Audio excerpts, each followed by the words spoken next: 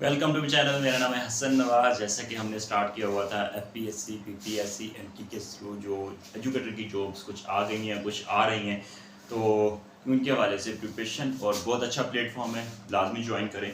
तो एमसीक्यूज़ की सीरीज़ को हम लेके चल रहे थे मेजरमेंट्स की, तो आज हम नेक्स्ट लेके चलेंगे। बेसिकली हमारा जो आज हम बेसिकली देखेंगे कि हमारी जो डायमेंशंस होती हैं, डायमेंशंस कैसे निकालते हैं। ठीक है, एमसीक्यूज़ रीड करूँगा और उसके बाद उसका सोल्यूशन वगैरह यहाँ पे साथ आप लोगों के साथ क्लियर करूँगा, उसका नॉलेज वगैरह जिस तरह भी की कंसेप्ट वगैरह उसके अंदर जो भी होगा, बाकी चीज़ें आप नोट डाउन कर लें और इसके नोट्स वगैरह भी आपको मैं फॉरवर्ड कर दूंगा ग्रुप्स के अंदर। आपको इसी वीडियो की डिस्क्रिप्शन के अंदर ग्रुप मिल जाएगा, व्हाट्सएप ग्रुप का लिंक, उसको आप ज्वाइन करें। उसके अंदर आपको इसकी नोट्स वगैरह जो भी आपके जो मटेरियल वगैरह होगा आपको प्रोवाइड कर दूंगा।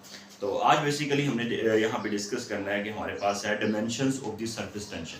अब सरफेस टेंशन बेसिकली क्या होता है, ये आप इस टर्म भी आप सीखें और इसकी डायमेंशंस भी निकालना सीखें। सरफेस टेंशन बेसिकली होता है हमारे पास, यहाँ पे देखेंगे सरफेस टेंशन की अगर हम बात करें, ठीक है। अब देखिए, जब भी हमारे पास एक लिक्विड है, सपोज करो ये टब है पानी का भरा हुआ है, ठीक है, ये टब है पानी का भरा हुआ है, ठीक है। अब इसके अंदर क्या होता है कि इसके अंदर जो लिक्विड होता है ना, इस सरफेस के ऊपर बेसिकली क्या होती है कि इसकी जो वाटर की लिक्विड की जो लेयर होती है ना, उसके अंदर एक टेंशन सी होती है, खिंचाव होती है, ठीक है। ये झिल्ली जो ऊपर होती है ना, बेसिकली ये बेसिकली इसके अंदर एक खिंचाव सा होता है, जैसे किसी रस्सी को पकड़ के खींचते हैं ना, उसके अंदर खिंचाव तनाव पैदा हो जाता है। इसी तरह बेसिकली इस सरफेस के ऊपर एक टेंशन बन जाती है, उसी को नाम देते हैं सरफेस टेंशन को, ठीक है। अब इसको कैसे निकालते हैं सरफेस टेंशन का, बेसिकली हमारे पास फॉर्मूला जो होता है वो होता है हमारे पास फोर्स ओवर लेंथ, ठीक है। This is known as surface tension, ठीक है। This is the surface tension. अब सरफेस टेंशन की उसने पूछी हुई डिमेंशंस, तो आप लोगों ने क्या करना है, अब फोर्स हमारे पास होता है न्यूटन के इक्वल और लेंथ होती है हमारे पास मीटर में, ठीक है। तो इसका यूनिट बन जाएगा आपके पास न्यूटन, ऊपर जाके बन जाएगा पर मीटर, ठीक है। तो यहाँ पे गौर करें, यहाँ से भी एमसीक्यूज और भी बनता है। यहाँ पे आप लोगों ने गौर करना है कि ये जो यूनिट होता है ये बेसिकली हमारे पास स्प्रिंग कांस्टेंट का यूनिट भी होता है, ठीक है। तो इसलिए यहाँ से ये एक एमसीक्यूज और भी बनता है कि which of the following pair has the same dimensions, ठीक है। तो surface tension and spring constant have the same dimensions, ठीक है, क्योंकि इनका यूनिट सेम है। अगर आपको फार्मूला आता है, यूनिट पता है किसी भी फिजिकल क्वांटिटी का, तो आप उसका यूनिट से, उसके फार्मूले से आप उसकी डिमेंशंस निकाल सकते हैं, ठीक है। अब इसकी डिमेंशंस निकालते हैं, जो कि हमारा मेन टारगेट था। जहाँ पे देखें कि न्यूटन हमारे पास किस चीज के इक्वल होता है, न्यूटन हमारे पास होता है, क्योंकि हमने पढ़ा हुआ है F is equal to M A, ठीक है, न्यूटन सेकंड लॉ। तो इसकी डिमेंशन जहाँ पे फोर्स की डिमेंशन न्यूटन होगी, और न्यूटन कैसे होगी, मास का किलोग्राम और एक्सेलरेशन का मीटर पर second square. This is the dimension of the newton. So यहाँ पे हम लिख सकते हैं, यहाँ पे किलोग्राम मीटर पर सेकंड स्क्वायर, और साथ ही आ जाएगा हमारे पास पर मीटर ऑलरेडी जो था। अब यहाँ से ये m माइनस वन है, ये प्लस वन है, तो इसका आ जाएगा किलोग्राम पर सेकंड स्क्वायर। तो ये हमारे पास बेसिकली आ जाएगी हमारे पास डिमेंशंस होती सरफेस टेंशन।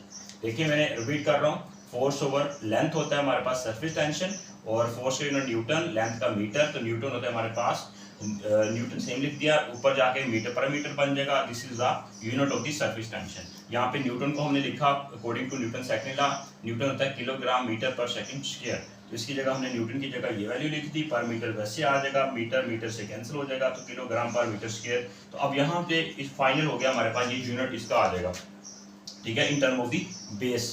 तो अब इसको हम लिखते हैं बेसिकली यहाँ पे कि हमारे पास जो किलोग्राम होता है ये किसका यूनिट होता है, बेसिकली किस क्वांटिटी होती है, कौन सी क्वांटिटी होती है, ये होती है मास की, और पर सेकंड स्क्वायर ये होता है टाइम, तो -2।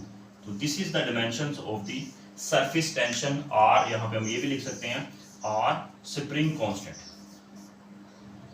स्प्रिंग कांस्टेंट, ठीक है। This is the dimensions of surface tension and the spring constant. तो इस तरह हम डायमेंशंस निकाल सकते हैं अगर हमारे पास फार्मूला गिवन हो, यूनिट गिवन हो, और उनसे रिलेटेड अगर वो यूनिट किसी और फिजिकल क्वांटिटी का होगा यूनिट, तो उसकी डिमेंशंस भी वही होगी जो पहले वाले, ठीक है, फिजिकल क्वांटिटी की डिमेंशंस होगी या यूनिट होगा, ठीक है।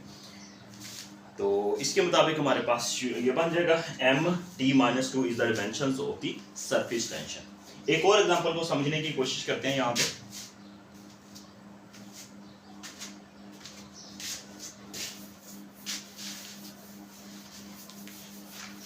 कोशिश करता हूँ चीज़ों को थोड़ा सा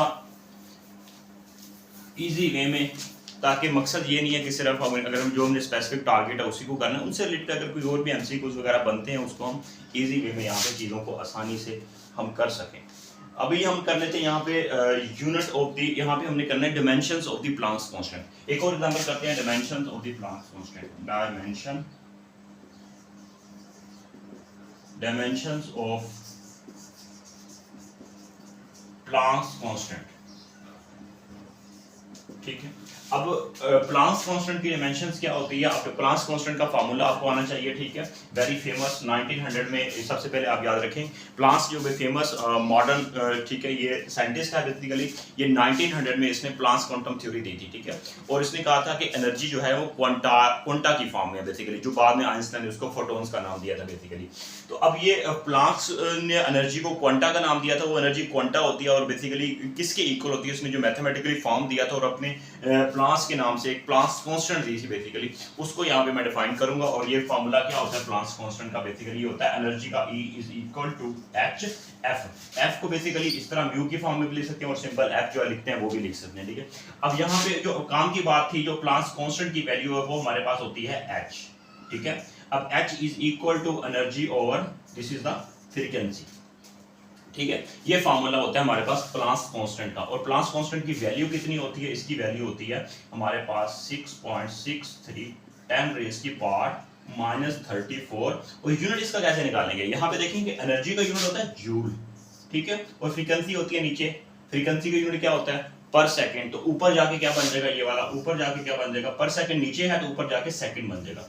तो प्लांक्स कांस्टेंट की वैल्यू ये होती है और इसका यूनिट होता है जूल सेकंड। और हमने यहाँ पे निकालनी थी dimensions of the Planck's constant.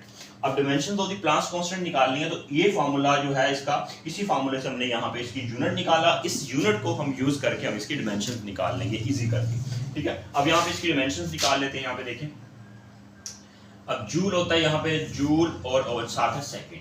अब यहाँ पे देखें जूल किस चीज के बोला, जूल हमारे पास वर्क का यूनिट बढ़ा था, याद है आपको। W is equal to F D, और फोर्स होता है हमारे पास न्यूटन, और डिस्प्लेसमेंट होता है हमारे पास बेसिकली, इसको मीटर में मेजर करते हैं तो न्यूटन मीटर हमारे पास था जूल के इक्वल। अगर आपको बातें याद हो, वर्क का यूनिट जूल होता है। अब जूल को हम लिख सकते हैं बेसिकली न्यूटन मीटर, यहाँ पे इसको लिख लेते हैं न्यूटन मीटर, और साथ आ जाएगा सेकंड। और अभी मैंने इससे पहले थोड़ी देर पहले बताया आपको कि न्यूटन बेसिकली क्या होता है, न्यूटन हमारे पास न्यूटन सेकंड लॉ के मुताबिक होता है। यहाँ पे मैं साइड पे बता देता हूँ, ये हमारे पास होता है बेसिकली यहाँ पे न्यूटन किस चीज को होता है, F is equal to ma, और ये हमारे पास फोर्स का यूनिट न्यूटन, इसका आ जाएगा किलोग्राम मीटर पर सेकंड स्क्वायर। तो इसके लिए न्यूटन की जगह हम लिख सकते हैं किलोग्राम मीटर पर सेकंड स्क्वायर। तो यहाँ पे आ जाएगा किलोग्राम मीटर पर सेकंड स्क्वायर, और साथ ये वाला मीटर और साथ ये वाला सेकंड, ये लिख देंगे इसको। इसको सिंपलीफाई कर लें, यहाँ पे हम किलोग्राम मीटर मीटर क्या बन जाएगा मीटर स्क्वायर, ये सेकंड, तो क्या बन जाएगा, एक कट जाएगा, माइनस का 2 प्लस का 1, तो क्या बन जाएगा माइनस का 1। तो ये हमारे पास आ जाएगा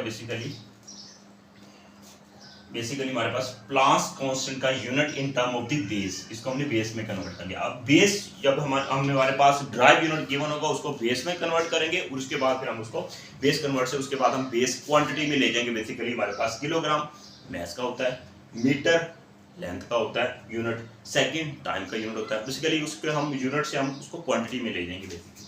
अब यहाँ से देखें कि हमारे पास जो है ये किलोग्राम, इसकी जगह m लिख देंगे कैपिटल, हम लेंथ की जगह l लिख देंगे, और ऊपर 2 है तो 2 लिख देंगे, और पर सेकंड है तो इसके लिए t लिखेंगे और -1 लिखेंगे। तो ये हमारे पास ये बेसिकली हमारे पास डायमेंशंस बन जाएंगी किसकी, प्लांक्स कांस्टेंट की वैल्यू, ठीक है। प्लांक्स कांस्टेंट की डायमेंशंस बन जाएगी, ठीक है। This is the dimensions of the Planck's constant. तो यहाँ पे हमारे पास ऑप्शन में भी गिवन है प्लांक्स कांस्टेंट की वैल्यू, ये ऑप्शन में ml स्क्वायर t-1। तो यहाँ पे मिस्टेक हुई है आई थिंक, कुछ रिपीट कर लेते हैं। हमारे पास energy over frequency, joule second होता है हमारे पास प्लांक्स कांस्टेंट का, और जॉल सेकंड को हमने लिखा न्यूटन मीटर, जूल होता है न्यूटन मीटर सेकंड आ जाएगा, और न्यूटन हमारे पास होता है किलोग्राम पर मीटर स्क्वायर, इसकी जगह हमने ये लिख लिया। और यहाँ पे हमारे पास आ जाएगा मीटर स्क्वायर, और ये पर सेकंड। ये हमारे पास dimensions of Planck's constant ml square T-1। बिल्कुल एग्जैक्टली ऑप्शन गिवन है, यहाँ पे रीडिंग करने में थोड़ी मिस्टेक हो गई, सी ऑप्शन यहाँ पे गिवन है, ठीक है। नोट्स आपको प्रोवाइड कर दूंगा, बिल्कुल राइट डिमेंशन में कोई मिस्टेक नहीं की, ठीक है। तो अगर आपको लगे कि मिस्टेक हो रही है या ऑप्शन में नहीं है तो आप दोबारा से चेक कर सकते हैं, क्योंकि हमारा मेथड बिल्कुल करेक्ट है, हमने कोई गलती नहीं की। तो इस तरह आपने डिमेंशंस निकाल सकते हैं। और यहाँ पे आपको बताता चलूँ कि आपसे ये क्वेश्चन भी पूछा जाता है, अक्सर फेमस क्वेश्चन है कि which of the following pair has the same dimensions या सेम यूनिट। तो इसमें देखें कि एंगुलर मोमेंटम और हमारे पास प्लांक्स कांस्टेंट का यूनिट सेम होता है, ठीक है। एंगुलर मोमेंटम क्या होता है हमारे पास, यहाँ पे देखें एंगुलर मोमेंटम हमारे पास होता है एल से डिनोट करते हैं, equal to R cross P होता है हमारे पास बेसिकली। अब आर होता है हमारे पास परपेंडिकुलर डिस्टेंस, इसको मीटर में ले लेंगे, बेसिकली डिस्टेंस होता है आर, और पी हमारे पास होता है लीनियर मोमेंटम, और लीनियर मोमेंटम का यूनिट होता है हमारे पास बेसिकली। लीनियर मोमेंटम को हम किस तरह लिखेंगे, मोमेंटम क्या होता है आपको बताता चलूं, मोमेंटम होता है P is equal to M V, और मास का होता है किलोग्राम, और वेलोसिटी का पर मीटर पर सेकंड।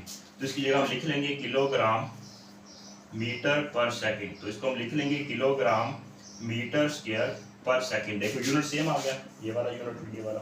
तो इसको अगर हमने लिखा था, ये कहाँ से निकाला था, हमने निकाला था जूल सेकंड, तो इसको भी हम जूल सेकंड लिख सकते हैं।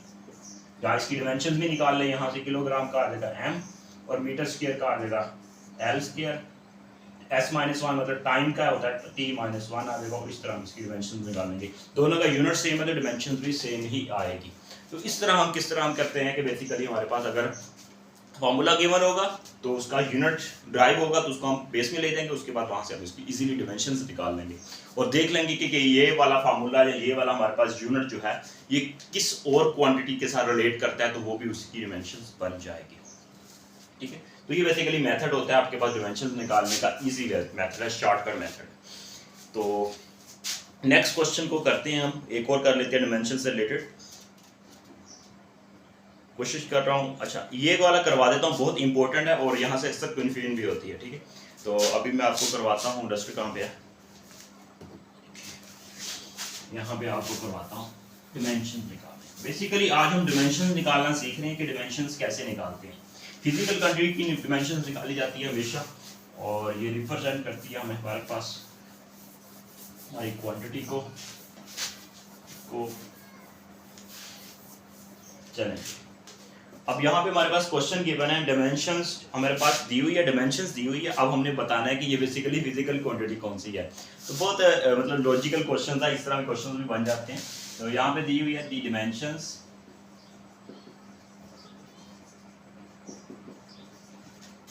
डिमेंशंस गिवन है, कौन सी डिमेंशन गिवन है, m, ठीक, l क्यूब और t नॉट, ठीक है, ये डिमेंशंस गिवन है, ठीक है। m, l -3 और t 0। अब डिमेंशंस किसकी है, अब जो ऑप्शन गिवन है, ऑप्शन भी यहाँ पे मैं लिख ही देता हूँ ताकि आप लोगों को अंडरस्टैंडिंग बेहतर हो। विस्कोसिटी ए ऑप्शन गिवन है, और सेकंड ऑप्शन गिवन है यहाँ पे डेंसिटी, और सी ऑप्शन गिवन है यहाँ पे फ्रीक्वेंसी, और डी ऑप्शन यहाँ पे गिवन है नन ऑफ दीज, ठीक है। अब डेफिनेटली ये ना किसी ना किसी की डिमेंशंस है या नहीं है, ठीक है। इन तीनों ऑप्शंस को चेक कर लेंगे, उसके बाद फिर देख लेंगे, अगर नहीं होगा तो फिर नन ऑफ दीज का ऑप्शन होगा। अब चेक कर लेते हैं विस्कोसिटी। विस्कोसिटी बेसिकली क्या होता है हमारे पास, इसका हम फार्मूला लिखते हैं, F = 6 पाई ईटा R और V, और V के V हो हमारे पास, नीचे अक्सर आपने देखा होगा छोटा सा T लगा होता है V के साथ, वो टर्मिनल वेलोसिटी होती है उसका, कि यहाँ पे रोल नहीं है, इसलिए हम इसको F = 6 पाई ईटा RV। यहाँ पे ईटा जो है बेसिकली इसकी डिमेंशंस निकालनी है, तो ये हमारे पास बन जाएगा ईटा = 6 पाई की कोई डिमेंशन नहीं होगी, कांस्टेंट की कोई डिमेंशन नहीं होगी, तो बच जाएगा हमारे पास F/RV, F/R और V। और फोर्स के हम पहले निकाल चुके हैं, किलोग्राम मीटर पर second square divided by R होता है मीटर में, तो इसकी जगह m लिख देंगे, वेलोसिटी होती है मीटर पर सेकंड, ठीक है। अब यहाँ पे देखें 1 मीटर मीटर से कैंसिल हो जाएगा, ये वाला सेकंड ऊपर जाके प्लस हो जाएगा, ठीक है। तो यहाँ पे कटता नहीं है, तो ये आ जाएगा किलोग्राम, और ये हमारे पास बन जाएगा पर मीटर, और ये बन जाएगा पर सेकंड, ये बेसिकली हमारे पास किलोग्राम पर मीटर पर second is the unit of the viscosity in term of base, ठीक है। इसको लिखिए, यहाँ पे इसकी डिमेंशन निकालें, किलोग्राम का कैपिटल एम आ जाएगा, पर मीटर का L-1 क्योंकि लेंथ का यूनिट होता है बेसिकली ये पर मीटर, और पर सेकंड बेसिकली टाइम का होता है तो T-1, तो ये इसकी डिमेंशन आ जाएगी। यहाँ पे देखेंगे ml³ T0 है, तो यहाँ पे देखें ये हमारे पास इसका डिमेंशंस नहीं होती है, बेसिकली विस्कोसिटी की डिमेंशन है, और जो उसने डिमेंशन दी हुई है उसके साथ मैच नहीं कर रही, तो हम कहेंगे ये इसकी डिमेंशन, ये तो बेसिकली विस्कोसिटी की डिमेंशंस तो ये नहीं है, ठीक है। इसी तरह सेकंड बात करते हैं, हमारे पास नेक्स्ट जो है, नेक्स्ट देख लेते हैं हमारे पास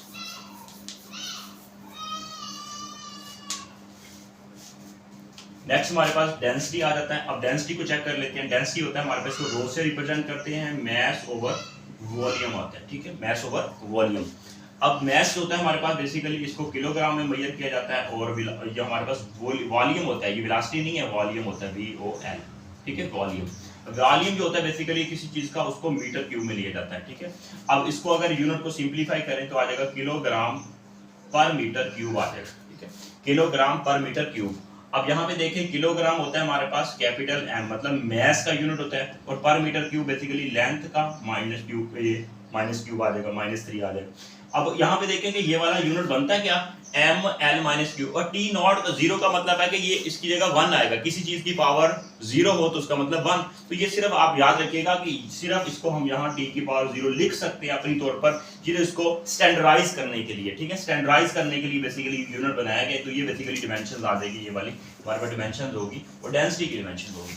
फ्रीक्वेंसी तो सिंपल होता है, पर सेकंड होता है, इसको भी यहाँ पे बता देता हूँ। पर सेकंड हमारे पास बेसिकली क्या होता है, टाइम का होता है, तो T-1 डिमेंशन आनी चाहिए थी, जो कि ये भी नहीं है यहाँ पे, ठीक है, और नन ऑफ दीज तो हो ही नहीं सकता, तो बेसिकली हमारे पास ये डिमेंशन जो है वो डेंसिटी की डिमेंशन है, डेंसिटी की डिमेंशन है ये वाली जो गिवन है। इस तरह क्वेश्चन वगैरह बन जाते हैं। तो होप्स हो कि आपको डिमेंशंस का कंसेप्ट यहाँ पे क्लियर हो गया, किस तरह आप डिमेंशन निकाल सकते हैं फार्मूले से, उसके यूनिट से उसको कन्वर्ट कर ले, और क्विकली आप कर लेंगे, एक दो आप प्रैक्टिस करेंगे, इंशाल्लाह आपका ये जो डिमेंशन से रिलेटेड कोई भी एमसीक्यूज होगा तो आपके नंबर वेस्ट नहीं होंगे, आप क्विकली उसको कर लेंगे, ठीक है। ऑल द बेस्ट, इंशाल्लाह इसी तरह नेक्स्ट चीजों को लेके चलेंगे, ताकि आप लोगों की कंसेप्ट बने, आप लोग चीजें खुद से करना सीखें, ठीक है। और ये पेड वाले सेशन वगैरह जो करवाते हैं, इससे ये चीजें आप लोगों को इतना नॉलेज नहीं देते, वो जैसे उनको ये पैसों से मतलब होता है, ठीक है। तो बाकी कोशिश कर रहा हूँ जितना हो सकता है आप लोगों की, मैं आपके लिए थोड़ी सी इजी वे में यहाँ पे चीजों को लेके चलूँ और आप लोगों की हेल्प हो। All the best, take care, अल्लाह हाफिज।